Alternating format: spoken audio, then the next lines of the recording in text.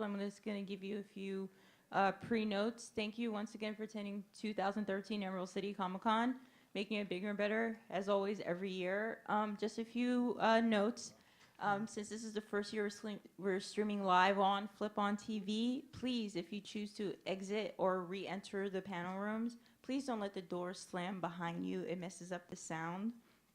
Also, we've had some kick-ass panels between adult origami, supernatural, vampire, werewolves, and zombies on trial, and of course, Mad Scientist's Guide to World Domination, which I'm going to be watching out now for the next couple years. If I see any new dictators coming up, I know where it started.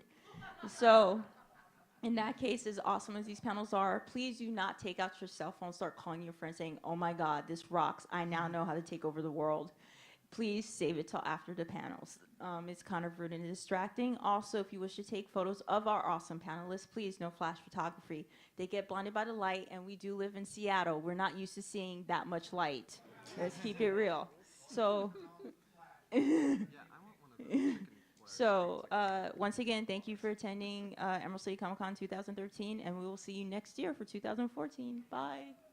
Oh, panel's over. Bye. Thanks, everybody. Oh. All right, so shall we get started? All right, well, thanks everyone for coming. Welcome to the Mad Scientist Guide to World Domination.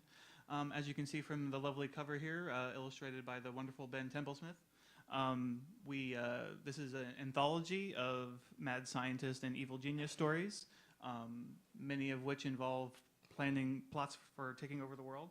And we have a couple of contributors to the anthology here. I'm John Joseph Adams, and I'm the editor of the anthology, so I'm sort of, oh, thank you. I'm going to sort of moderate and let them do most of the talking, because that's what editors do. We get other people to do all the work, and then we get most of the credit. Yeah. But all the money. Well, we take half the money usually, just half. But Fair. You think he's joking? all right, why don't we just start off by having each of us introduce ourselves. We can start over here with Seanan and then move over to the left. Hello, my name is Seanan McGuire. Learn how to pronounce that because soon you will all bow before me. I'm a relatively benign dictator. I write urban fantasy under my own name and medical science fiction under the name Mira Grant. The CDC does have me on speed dial, and my zombie evacuation plan involves a private helicopter. So you really do want to stay on my good side. For those of you who missed our earlier announcement, one half the room has been designated the control group, the other half is under the acid vents. Good luck. I am Daniel, well, technically I am Dr. Daniel Wilson. I spend a little bit of time building robots in a basement in Pittsburgh. Yes, whenever it rains, it looks like the buildings are bleeding, and it just fuels the imagination and helps you do your job better. Since then, I've transitioned into writing science fiction. I'm the author of Robopocalypse and more recently, Amped. Robots. As I mentioned, I'm John Joseph Adams. I'm the editor of this anthology as well as 15 other ones. I also have a new one out called Oz Reimagined, which just came out, which is reimagining The Wizard of Oz. Seanan also has a story in there. And yeah, so I'm an editor. And we can move on to Chris. I'm Chris Claremont. I'm from England. We created mad scientists.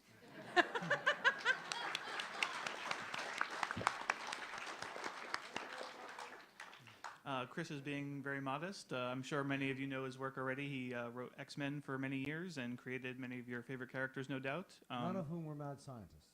They're all quite rational. That you would say that, wouldn't you? What? What do you mean by that? That's a prerequisite for the mad scientist, is for him to, or her to believe that they are not a mad scientist. I'm outside the splatter zone.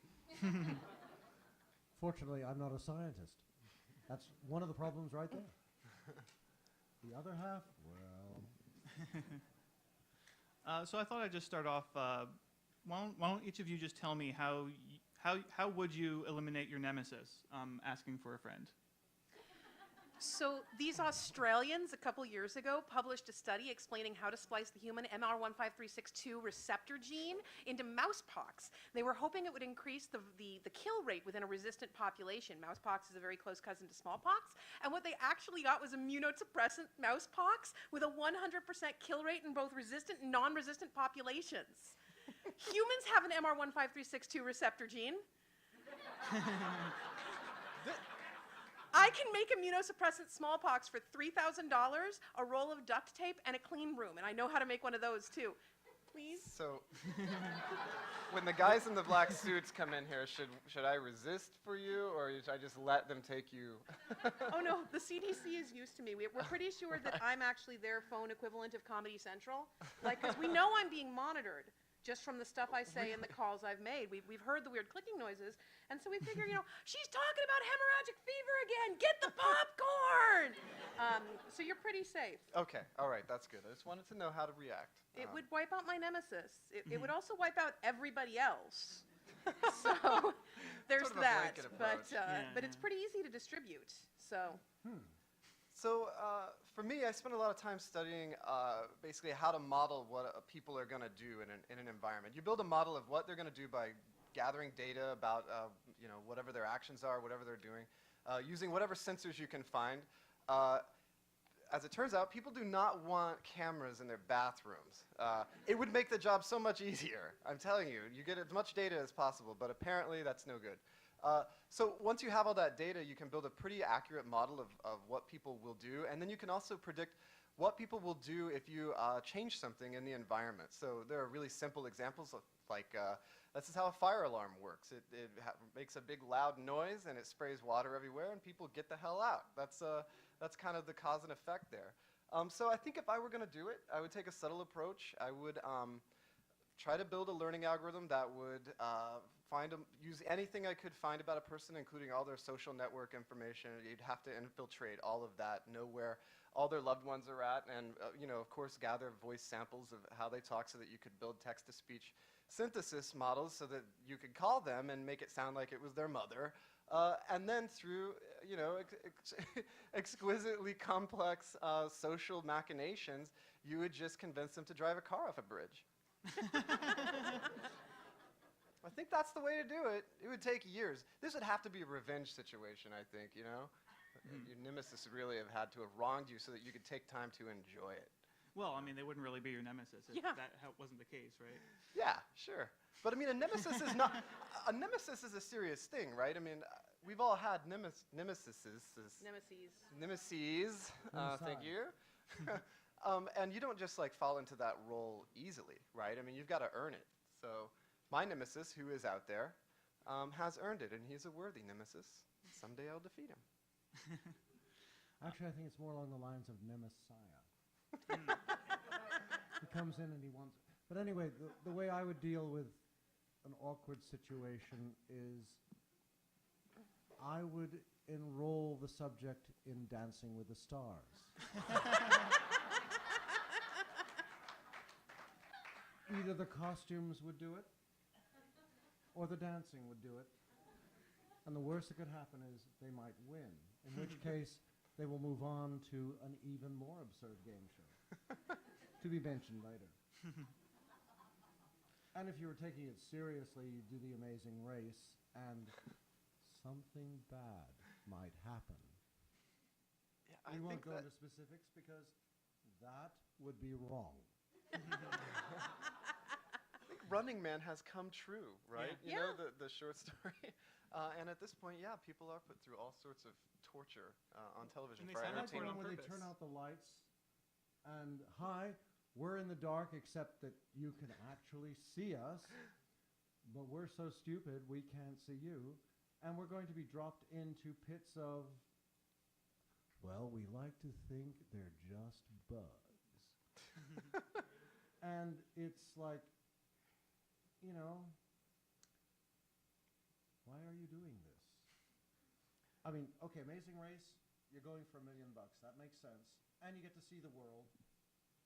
And the fact that the latest iteration has more casualties in the first 2 weeks than the previous 15 years put together kind of tells you something about what's going on.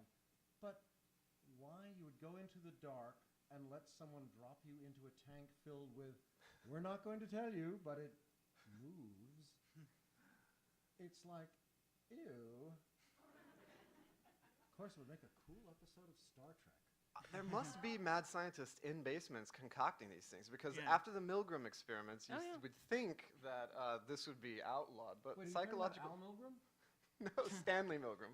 The shock experiments where people were basically told by a person in a white lab coat to electrocute somebody who appeared to be dying and then appeared to actually die. And they just kept doing it. Yeah, and the sort of finding was that if you put on a white lab coat and tell someone to do something, they'll damn well do it.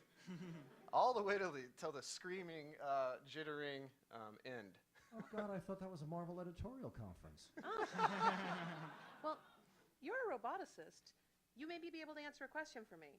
All the girls on America's Next Top Model, are they being built in basements?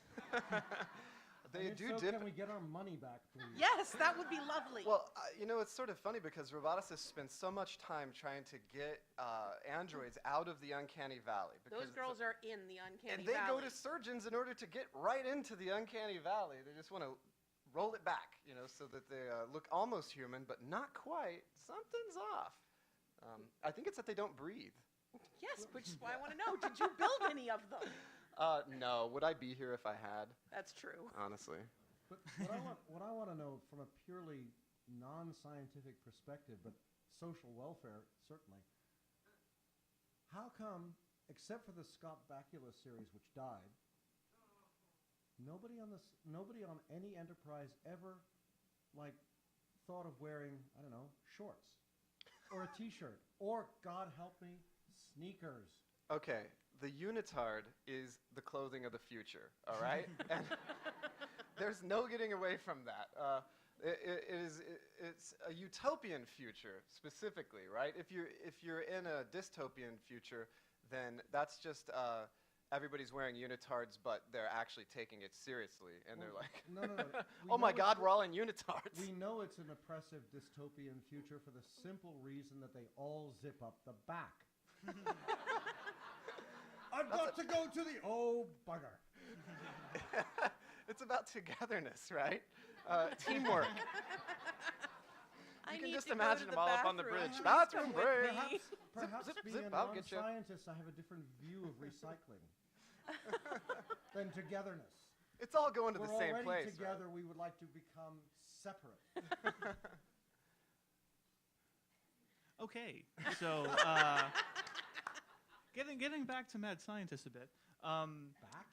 Well, what do you guys look for in an evil lair? Leather. Can you be more specific? Natural fabrics. I go for practicality.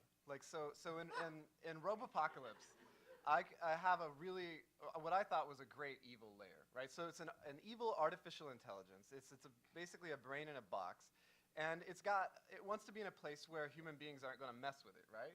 So it's not in a skyscraper. It's specifically not in a skyscraper with chairs in it, Skynet. Instead, it actually is in a human lethal area, right? So it's in a really, really cold place, and it's also where a nuclear test has occurred, and they've detonated a nuke underground, which vaporized a spherical area of rock, which left a nice little spot for a lair, and it's also highly radioactive, and you've got some good geothermal activity going on, and there's no humans around to bother you, and if there were, they would die really quickly. So that's Arcos' kind of fortress of solitude. Except when you go around making house calls, He don't does you everything. leave, what's the word, a trail of, decaying radioactive substances? Well, Not to mention occasional dead animals you might meet along the way. I'm dealing with that now, writing the sequel, because there's a robot character who went down there, and now I kind of want him to interact with other humans, except he's irradiated. And so I keep talking to different experts going, well, tell me a scenario where that's not the case. Well, I don't like that answer. I want them to hug someone, and I don't want their teeth to fall out after. I have a purely practical mad scientist question, being somewhat on the other side of the table usually. Okay, I'm like Brad Pitt, and I'm driving down the street with my family. Mind you, it's Baltimore, so I get what I deserve. But why is it that in the blink of an eye, the entire world seems to, oh, how shall we say, go zombie? I mean, what is the scientific rationale, other than the screenwriter had a headache, that would justify that permutation of the global genome? Because according to the trailer pictures, you got stacks of these little puppies going up quite a ways, and they still seem to be rather aggressive. Well, That's definitely you. if you're assuming a starting R naught of approximately 8 with a 3-week latency period giving you 21 days for full-scale infection, She's writing math on there. Yes, I am. Go ahead and kick it off in any of the cities where there's a CDC research facility, because they're all centered near large international airports. So we'll say simultaneous ATL and CTAC infection. You're going to go global with that R naught and your balance infection ratio in approximately 5 days. So you've got 5 days to circle the Earth with your R naught of 8, R naught 8, 21-day latency, 5-day full-scale infection equals everyone on the planet will begin manifesting symptoms of one another within a 96-hour period. But if your R naught is intensified by blood contact, which is true of rabies, so we're assuming it's true of any good zombie virus, you're actually going to cut your infectivity time in half. So the world goes zombie very, very quickly because the virus is very, very virulent. Would you like me to make it for you? Well, the parenthetical aside is, okay, but what happens to the dogs and cats? Would you like me to make it for you? I just read Old Yeller, so I really don't want to think about it, actually. Hydrophobia. No And good. the damn cockroaches will live through that too. You need to tell her no, by the way, because her question is still on the table. No, we very don't want you cute. to make it. It's very cute how she keeps asking for permission to destroy the world. She did Yeah. this at Most of the events. good zombie viruses are going to be zoonotic viruses undergoing a spillover process. So you're either starting with something like Hendra or maybe Nipah, which is the basis for the movie Contagion. They actually based that entire chain of transmission on the Nipah fever virus. Or you're looking at rabies. Airborne rabies with a 21-day latency period, it would be the best thing, and all the mammals would be invited to the party. Okay, wait. So to answer the question, then you got like a latency period where everybody gets infected and they don't know, and then you're Brad Pitt, you're in traffic, and then that's when everybody decides to start freaking out, and then that's whenever the That's when trailer the movie shows starts. But the up. other question that would then come, if one is either in an Ohio class nuke underwater for 90 days, let's say starting the day before the plane leaves, Okay. and they come up 6 weeks after all of this shenanigans happen, Okay. or you're in The space the space station, or fortunately you're on the Enterprise, not the one on the ocean, or the one in New York Harbor, but the real one.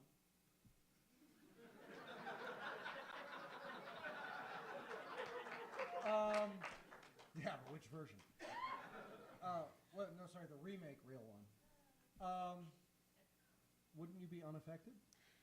The question becomes, do we have fomites at this party? Can I touch your microphone and infect you? If yes, no, you wouldn't be unaffected. As soon as you re-entered the open biosphere, any one of a number of sources would bring the virus over to be like, hi, you're my friend.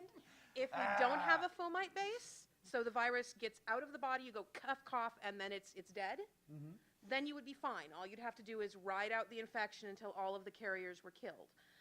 That also, however, assumes that bats are not carriers, and if bats are carriers, you're unaffected for now. No, but what if you found yourself on an island in the South Pacific that does not have international air travel? Then you'd be fine. You'd be Well- totally dandy as long as you stayed on a South Pacific island. But for how long? Until the robots inherit the Earth. Yeah, see, that's the problem. Yeah. The robots will be coming. But can I? But who would build the robots? They're already building themselves. You didn't Yeah. know that? Surprise! Basements. But they would have no power source because all the power would turn off because zombies theoretically don't use power. Well, they got to use power if they're moving around and locomoting. They're getting And it somewhere. What if there's a vegetarian zombie? There are actually vegetarian robots. So there have actually been cases where vegetarians or herbivores were infected with rabies, which is a virus that really makes you want to bite the shit out of whatever's closest to you. That's Trees, its rocks. job. So obviously they have sore teeth. And human vegetarians with rabies will actually bite other humans. That Is there documented. Is there a I scratchy have a video book. on Would your you like laptop? to see? Subject. Don't try this at home. It's very Man. antisocial. I don't eat meat, man. All right, and then. And then everybody died. Okay, so Evil This is much Lair, more of a Los Seanan. Angeles Yeah, Evil style Lair than- So my evil lair, I would go for something large, decorous, lots of bats in the rafters, all my building permits properly filed, large power drain on the city, so it'd be easy for my nemesis to, eventually track. And I, meanwhile, will be in a small below-ground missile silo in a swamp 6 miles to the east while the entire lair is rigged to blow.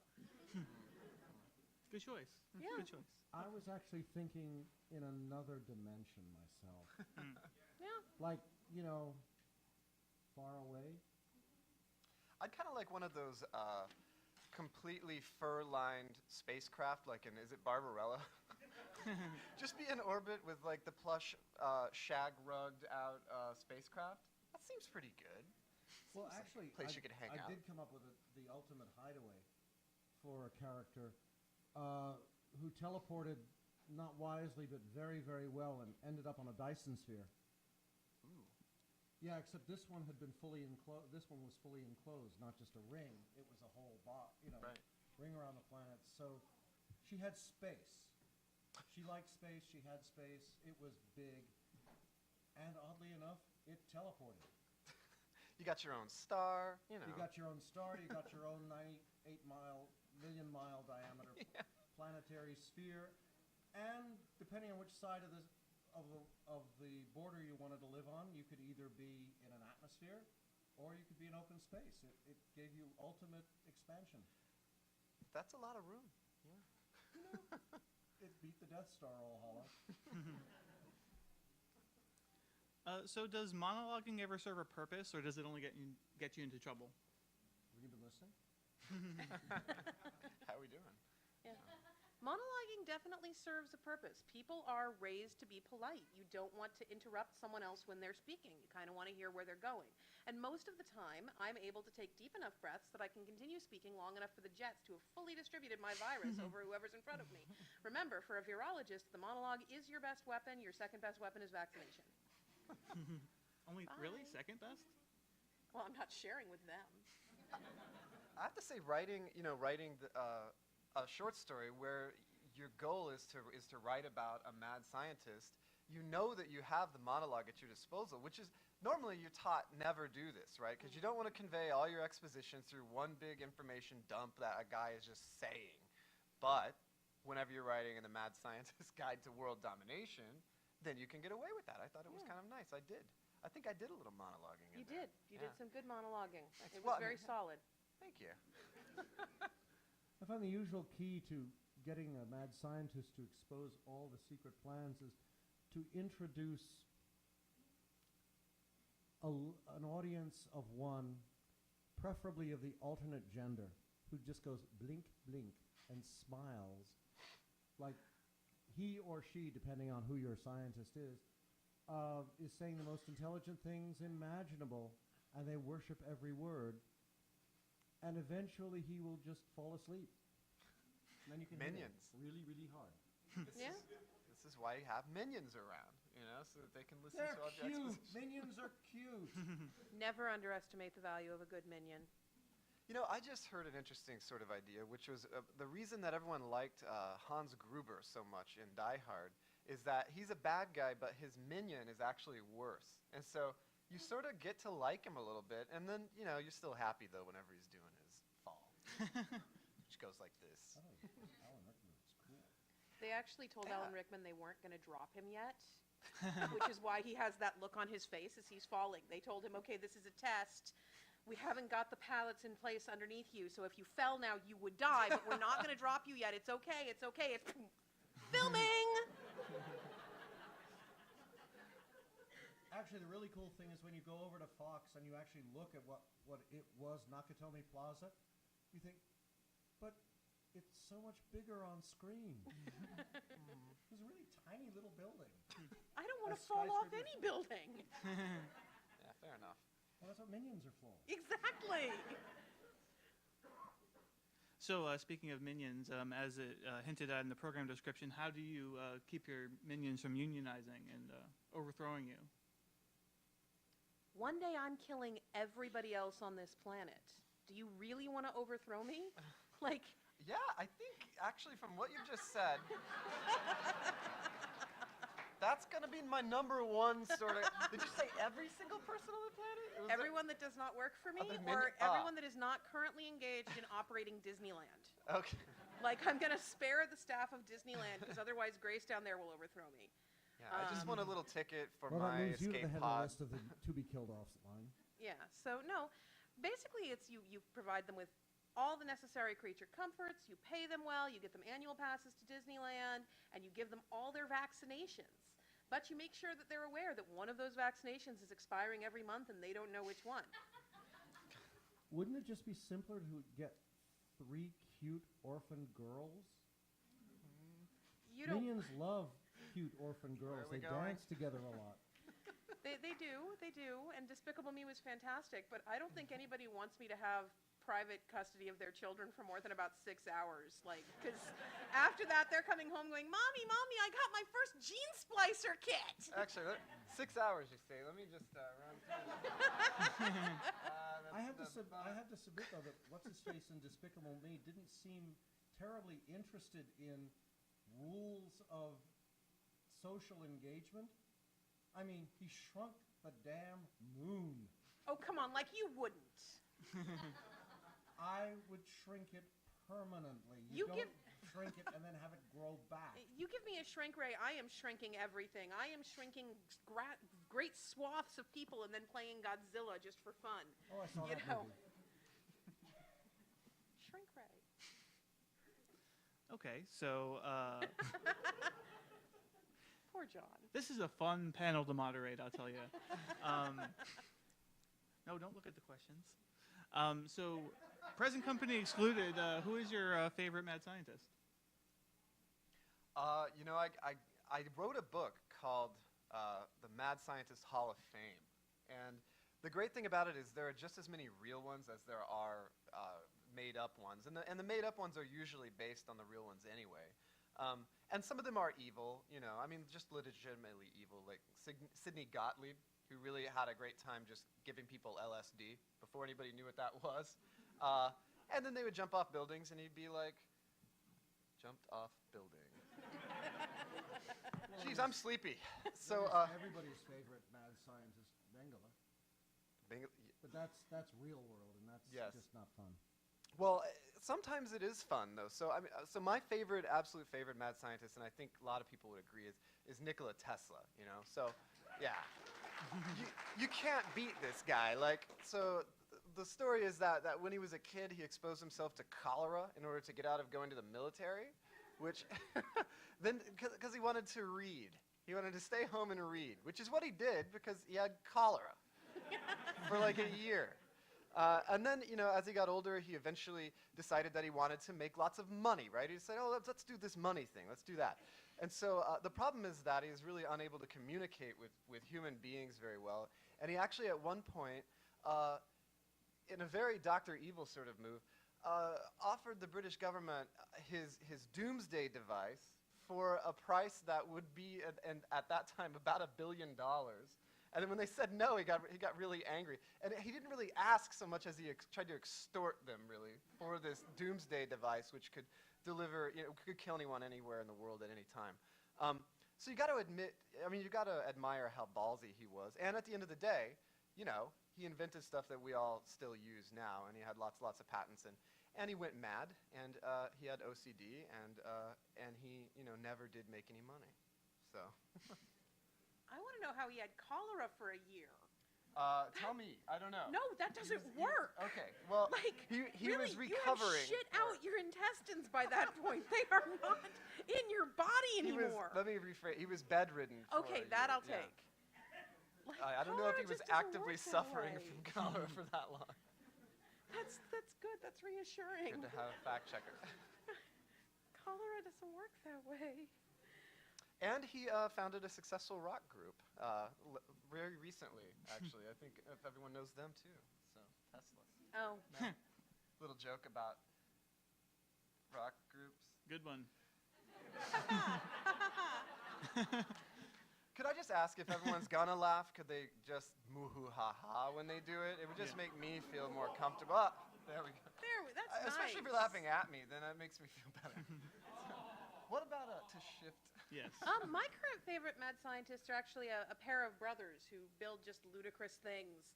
And that's Phineas Flynn and Ferb Fletcher. And they're mad scientists. They're benevolent mad scientists. But if you can build a skyscraper that actually has a dotted line that says no atmosphere above this point, and it's architecturally sound, you're a mad scientist. Like, there's and Grace is nodding. She agrees with me. So they're my favorites. They're not real, but that's probably for the best, because then a platypus would be up here kicking our asses. Any favorite mad scientists, Chris? Or evil geniuses? You can feel free to go with evil geniuses if you prefer.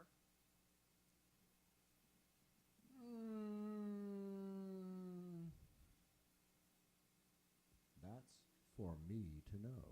Oh. See, there you go. All right. That one. Well, do you have any questions from the audience? Anything you're burning desire to know? We have a microphone. Yeah, there's a mic over right there. If over you there, if you want to go over. But you're not allowed to know that. Here's a question. Are you familiar with the books The Mad Scientist Club, The Mad Scientist, More Adventures of the Mad Scientist Club? I love those. Yeah, how feasible is all that? It sounds like it would check out. I can't tell if it's 40s, 50s, or early 60s, the time setting, but Their engineering is very solid. When they're just doing engineering, I've talked to engineers who were inspired to become engineers by those books, and they're like, nope, that checks out. Pretty much as soon as they're like, we could breathe, they're wrong. Like, they really had not enough information about certain conditions to be doing what they were doing. so the submarine Not would- gonna work. Sorry. Hi, question for everybody. What's your policy on public figureheads? As in, I'm ruling behind the scenes, but I want everybody to see this wonderful, horrible person doing all these things that I'm influencing. What's your policy on that? Where were you between 2000 and 2008?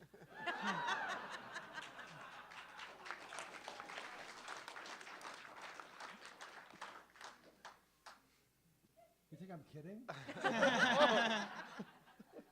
Little Why here, do you little think there. Karl Rove is so pissed? That's one of my favorite episodes of Futurama is where they meet the network executives, right? Or the execubots, and they all walk in, and and a guy with the gray hair right here, he looks exactly like he's a human being, and he walks up to the table, and then he lays a laptop on it and opens it, and then that's the network executive on the laptop. I love that. I mean, that's what that's typically I think how robots like to operate is behind the scenes, and the whole idea of has the singularity already happened and we have super intelligent AIs and they're just too smart to tell anybody that they exist? And how much of what's happening in politics and in reality is something that is actually being orchestrated from behind the scenes? All that conspiracy and paranoia is great fodder for writing. I think it works great if you've got an artificial mad scientist, robots, any kind of AI, that's wonderful. Oh, way to discriminate. No, wow. this actually is a case where it is distinct, because if you are that super intelligent, you are a quantum singularity AI. Mm-hmm. When something blows up your figurehead, you can get another one in there. You can maneuver things to get another one in there. if something shoots my figurehead, I'm fucked. They all think they've overthrown the mad scientist. My only choice at that point is to release the airborne Ebola. So I'm not going to have much fun after that. You don't have a backpack, do you? Yes, I do. Okay, just checking. I'm That's s- good. I'm still trying to figure out. Okay, I'm Skynet. Hi, I've like Skynet. destroyed the world 15 times, and I'm still dealing with John Connor. I know that Kyle Reese lives somewhere in Southern California. Why does the Southeast United States still exist as a physical entity? I mean, I presumably have. You have nukes. Well, I was actually thinking of DVD copies of 2012. Hey, I mean, man. how much of an earth tremor do you need to flood the whole Southwest United States into the Pacific? Don't diss 2012. Giraffe helicopter. When you get caught up inventing time travel, then a lot of times your other goals get shifted down, and I think Skynet maybe Dude, has a problem time getting. travel already exists. The problem is we can't find reverse.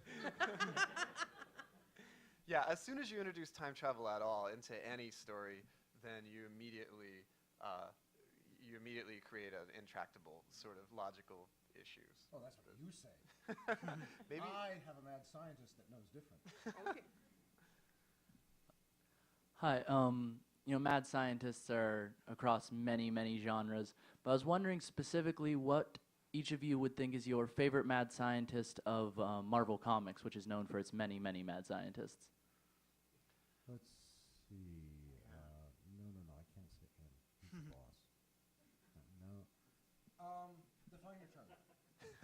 I could, what? Define your term. I think it could be a hero or villain, perhaps, but just your personal favorite eccentric genius of the Marvel comic universe. Oh, Reed. Yeah. I like Reed. I am going to limit myself to artificial mad scientists. Discrimination again. And Reed oh wait, fits both is sides. he okay? I was gonna say Ultron, Ultron's good. mainly because you just can't kill him. There's always a head laying around somewhere. It's got He is some version. unstoppable. He's always gonna be around. Thank you. John? Oh, I would have said Reed Richards as well, as far as mad scientists go. But I kind of want to say Dr. Doom. I mean, he's not really much of a mad scientist, but he is an evil genius. He is an certainly. evil genius. And so and he is one of my favorite evil geniuses. Yeah, so. but Reed got the girl. as long as Ultron he can never did keep that. Namor Dr. out Doom of the had all of house. Latvia, though, or whatever. What was the name of his country? Latvia. What was his name of his country? Latvia. Wasn't there one where Ultron conquered like a galaxy? Okay, so he's got one up on Dr. Doom there. I guess it scales, It's Yeah. all. Yeah. Wait, they have scales? I got Latvia. It's a start.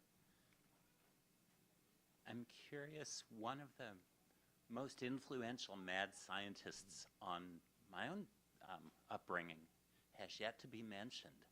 So I'm curious about the influences that you see from Wile E. Coyote.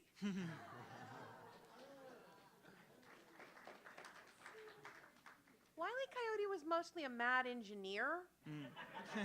And while I am not one to denigrate any of the sciences, being as I'm primarily a mad sociologist, Wile E. Coyote kind of needed to go back to mad engineering school for a little while because he got kits with blueprints and he still couldn't put the things together right.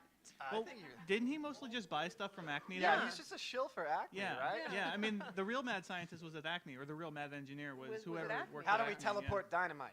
Let's get on it, boys. We We need to make coyotes who need earthquake this. pills. You've got to keep the dynamite hot. So light a match. If it gets there fast enough, it works. Yeah. The anti-grav was very strong from Acme. I've noticed a common association between world domination and the actual destruction of the world, either the threat thereof or the execution. And I was wondering, given the popular options, say like limited to 5, zombie apocalypse, robot apocalypse, cataclysmic natural disaster, holy war, or thermonuclear war, which would be the most like cost or time effective to be able to then conquer in the fallout that ensues? Have we mentioned that most mad scientists are by nature dyslexic? And they don't know the meaning of the word? they spout it out and they get confused. Well, yes, we want to conquer the... It's much like Dr. Evil saying, give me $1 million. And everybody looks and says, okay. Yeah. You know, wait, am I missing something? People, you've got to tell me, you know. They're behind the curve. Because there's 8 months between the finishing of the manuscript and the publication of the book. And that's Only 8 if months. your agent or your anthologist has a good relationship with the publisher, who are actually in control of the robots, or in the control of the robots and other mad scientists. The good stuff never gets printed. I think the pleasure is in the process, Yeah. you know? So typically a mad scientist is really not looking to kill everybody because you got to keep some people around to kill and intimidate. I mean, Phineas and Ferb, the show I was talking about with the brothers, they have a mad scientist, Dr. Doofenshmirtz. And every episode he tries to take over the Tri-City area. And every episode he pretty much fails, but he has a good time doing it. He makes a bigonator. He turns somebody into broccoli. He turns a lot of stuff into turkey. He has a grand old time. One episode, he asks his robot to conquer the Tri-City area for him, and his robot stops and thinks, it's like, wow, this is really inefficient. I know, weapons! And he actually succeeds in conquering it with a bunch of guns in like an hour, and then Doofenshmirtz kind of goes, what the hell is wrong with you? What are we going to do now? Put it back! Put it back! Because if you actually get efficient, you're done. Like, that's no fun. So you're saying all the fun's in the process and not the actual success of Yeah. taking over the world? I think Once that I kill you all, I can't do it again. what separates a mad scientist from just like a terrorist or something is that they've got this compromised psychological position that they're coming from. So usually they've got some kind of you know, Lex Luthor had no hair, you know, so what's he got to do? He's got to get What's the revenge. problem with Hey, that? there's no problem with that. I got no problem with that. It's just your intelligence burns it off. I think that's what happens.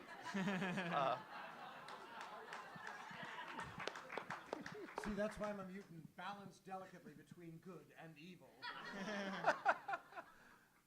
Yeah, and so they're overcoming this innate problem that they have, which is why it's fun, I think. I want to know, just out of curiosity, we've been speaking quite eloquently about mad scientists of the male persuasion. Yeah. One rarely hears about female mad scientists. Could it be because they're smarter than we are? Yeah. Or like what's her face in Terminator? No, the new one Connor? with Christian Oh. Bale. No, it was she turned it over. She invented Skynet. Oh. And I didn't pay a lot of attention. Well, see there you go. Well, so much for that question. Sorry. These kids today. Marie Curie, right? She's the quintessential. Whenever you're doing experiments and you're part of the test subject pool, and then you sacrifice your life to it, yeah, I think that qualifies you. As a mad scientist. Absolutely. I think yeah. Mary Shelley sort of gets honorary mad Yeah. scientist credentials just for creating like the first mad scientist, basically, or the first famous mad scientist. The other thing to remember is that up until fairly recently, women were strongly discouraged from any of the hard sciences. And any of the soft sciences or any of the sub-biologies, you're really not considered a proper mad scientist. A mad mathematician can make you nuts with a Sudoku board. And people are still like, oh no, math isn't a mad science. Mad sociologists are in the process of screwing us all up really, really badly. But they're not real mad scientists. Y'all only respect giant robots and evil monsters. And it sucks, but there are females. They're starting to come up more and more. You're getting more and more female mad scientists. Helen Narbonne, girl genius, everybody over there. There are as many female sparks as there are male sparks, if not more. Mary Shelley will give honorary too. Tiptree had a bunch of them. I don't remember any character names from Tiptree because I'm too busy remembering large blocks of text. But the female mad scientist is coming up. We just have to remember that for so long, you really did have situations. I know people who turned in stories about mad scientists 20, 30 years ago and were told, no, you have to make the mad scientist a boy. No one will read a story about a mad scientist that is a woman. And that's changing, but it didn't change instantly. We had close to 50-50 in- female roboticists That's in nice. grad school. Yeah. That's very And they nice. all had a chip on their shoulder, having come up through computer science and everything, and Uh-huh. typically male-dominated. So if anybody was going to go mad, I think Oh, yeah. really Yeah. they have a higher Well, probability. We've got a mad chemist in the audience. She's going to race me to see who kills us all. We have 2 questions left. Yes. Okay, I had a question about minions. Would you rather have like legions of expendable minions or just like a few really good ones? Or just like one giant monster? It's a good question. I like to balance my deck. So I have a couple lieutenants who they know that they're the last ones on the chopping block, and then large swarms of easily expendable, it's okay. The alligators have been fed. Go check on them. You gotta have the one who just gets shot like real quick to make a point. It's like throwing a champagne glass into the fireplace, whenever you're really trying to convince somebody of something. Yeah. Am I that one? I knew I should have had a name tag or something. Some sign of permanence. Because that's the problem. You get shot and then they drag you off. Unless you're Will Ferrell and then you keep complaining. I'm still alive. Yeah. You've concocted quite a few minions, I imagine. Well, no, I What's your actually rule? I don't do minions. Will Ferrell. I mean, I would assume with minions it's all recycling. You flush them in, they come back. They'll go. They all dance. They blink. They're cute.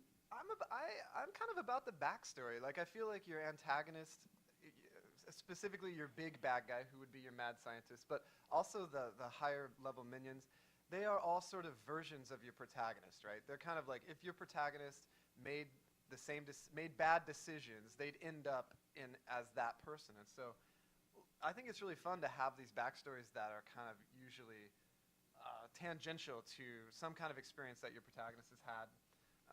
And then and then whenever you dip your minion in a vat of acid or blow his head off or whatever, you get more out of it. It's more bang for your buck. Well, the real problem is half the really serious bad guys in X-Men, like Magneto, like Sebastian Shaw, actually they're really good guys. Yeah. They're not evil. They're just misunderstood. Well, that's important. I don't think any mad scientist really sets up in the morning going, I think I'll be evil today. Like, even if you're saying that, that's not really what you're thinking. Like, evil is a means to an end. I don't want to kill it's everyone relative. because I directly dislike them. I just want to kill everyone so I can find parking at Disney World. Well, but it's only evil if you're on the wrong side of the line. Exactly. It's good for me to have parking. Yeah, I think of Jeff Goldblum in The Fly. He's looking in the mirror. He's going, and he goes, I feel stupendous. I think today I'm going to go arm wrestle people till I break an arm. And he's not evil. He's just not. happy. He's just happy. Poor Seth Brundle. Yeah, Brundlefly, please. He wasn't Brundlefly at that Yeah. stage. He was just a guy with 15 copies of the same suit. No, the real problem with Seth Brundle was he saw the sequel. Oh. It's like, oh God, no. I think we have one question left. Yeah. I was wondering for you guys, when you're done taking over the world or whatever your plans are, what's after that? Do you just take a vacation or do you expand? Recycling, then you can do it again. Well, I know Seanan will go to Disneyland, right? What's left of it?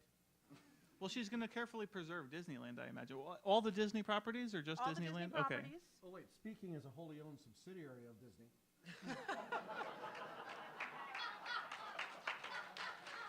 Which one are you talking about? Yeah, I was gonna spare Marvel Comics. No. We're talking about serious shit here.